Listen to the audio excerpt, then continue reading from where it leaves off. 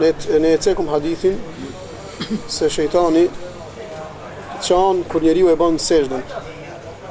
Dhe thet ati është urdhnu me bë sejdë e bani dhe do të jenë në xhenet. Mu është urdhnu, unë e refuzova dhe xhenemi do më gjej.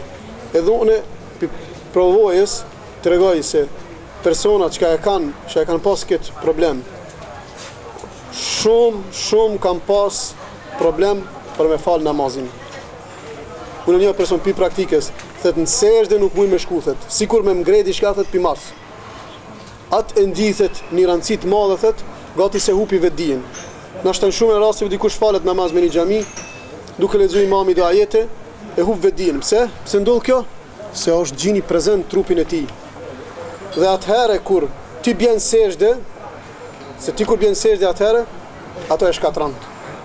Shkatrimin e ka aty, sa e din se sejdja kur e bën njëri sejdën është më afër Allahut subhanahu wa taala dhe është më afër shkatrimit shejtanit, i cili ka depërtuar në trupin e tij. Dhe kjo është shumë qartë. Dhe shejtani do të mundohet, gjini do të mundohet me mishë me shpirt që mos më bë ibadet. Edhe do t'ja bëj aq rënd sikur me bëjt një kodër me veti. Sikur një kodër me bën me veti.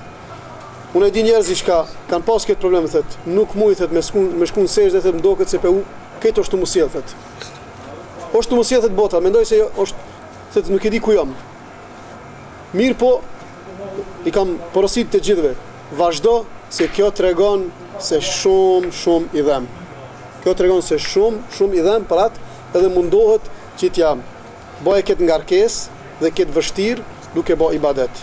Mirë po mos dorëzohet ai personi i cili e ka këtë problem, nëse e shes se e largon për ibadetit, dhe të bëjë sejdë më tepër, dhe të falë namaz, dhe të lypë prej Allahut subhanahu wa taala mbrojtje, dhe të bëjë dua, inshallah Allahu subhanahu wa taala e liron.